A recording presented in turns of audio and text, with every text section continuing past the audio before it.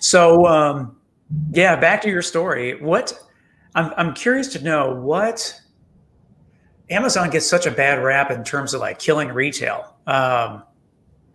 Is it a matter that retail doesn't know how to leverage Amazon, or is Amazon actually the bad guy in the sense of they're killing retail? I mean, what's your take as someone who kind of knows and has had a look behind the curtain of Amazon?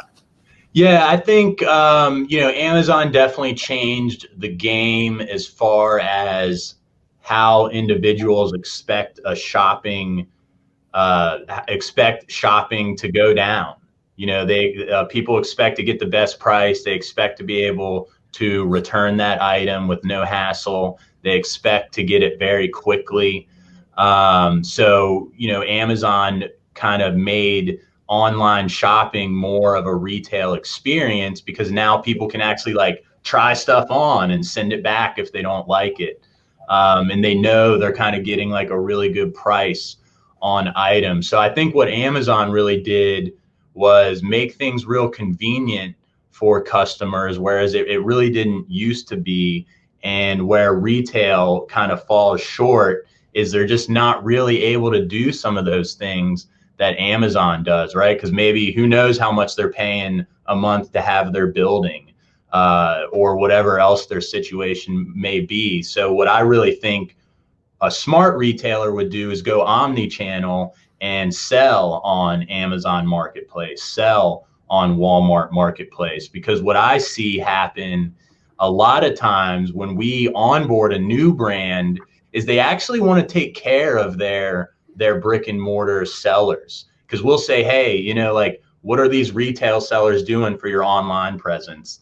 Oh, they're not doing anything. They're not spending any advertising. Why do you think so many people it seems like so many retailers are like so timid, so shy, so against, the A to the Z, if you will. What's interesting though is like I'll support small businesses as much as I can, but like there are some items that are like, let's say an item is $130 and I can get it somewhere else quicker for $103. Like it's I get it. It's $27, but I mean like that's $27. I mean like that adds up. You do that 50 times in a year. I mean that's what they say, cold hard American cash, right? And so, like, is it just because the numbers don't add up in that kind of case? Like, why do you think so many retailers are so against the e-commerce side of it? Even just e-commerce, it seems like they're against. Yeah. Right. Like, what? Like, do you have any? Do you think there's a reason behind that? They're just afraid of it. Like, what are you saying?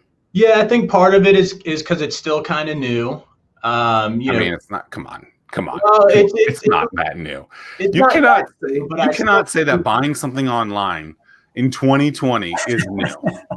Well, I think just a lot of these people who have had brick and mortar businesses for 20 or 30 years, they just don't really fully understand the e-commerce model, and that it's really about volume and not charging more to a select small group of people, like in a local radius. Right. So I think that's where a lot of retailers kind of miss the mark is, hey, when you list something online, you're not reaching someone just in your zip code. You're reaching people all over the country. And I think that's where people kind of miss the mark when it comes to putting a number on how much you're going to sell an item for, because they don't really have faith that it's going to make up for it in volume. So in their case, though, they might not be a volume business where they have the capacity to do that. How do they get around that, right? So if they only have five items or five pieces of quantity of one item, that quantity that you're talking about, how do they fulfill that in that kind of case? So what do you? So like, if they're trying to sell quantity and they're afraid of having quantity that doesn't ship, then they're sitting on hundreds, thousands, tens of thousands, hundreds of thousands of dollars of product, where in Amazon's case, they got tens of millions of dollars sitting in a plant all the time, in a warehouse all the time. They know it's going to ship at some point. They don't care. Yeah. Right. I'm sure they care, but you get my point. Yeah. So how does in the small business that you're trying to convince to go online, to use an Amazon or to just do e-commerce, but quantity is the game, how do they fulfill the quantity aspect of that without having to buy the quantity aspect of it. Yeah. And I think that's where you got to pick up the phone and negotiate with your suppliers and say, hey, we've done some research. We think we've been selling 100 units of this item in our store monthly. We think we can sell 3,000 a month if we go on Amazon. But hey, I don't want to buy 3,000 units from you right now. I want to buy like 300. Or hey, can you drop ship these products to our customers if we list this product online? Because the inventory is already at the supplier spot. So if they can just ship it directly to the customer, that's one way to go. But I think the best case scenario there is picking up the phone, having some numbers in front of you, and putting together a mutually beneficial situation to mitigate risk. How would you define drop shipping? Just because I think a lot of people still are pretty unclear on that. Yeah, that's when a supplier or manufacturer ships the product to your customer.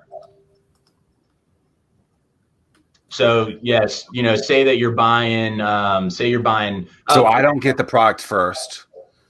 Right. Then I don't get to put my little swag bag on it. I don't get to personalize it the way that I want to, or maybe I can. You can. Some people will do that for you. Mm-hmm. Like we've got a company. I just signed up with a new company for our supplement business that they're going to drop ship supplements with our labels on them and everything. So it's our product, it's our branding. They ship it straight to the customer. This is really how a lot of those shirt companies operate, the print on demand companies. You put a logo up there, you design your shirt, but when someone orders it, they just ship it to your customer.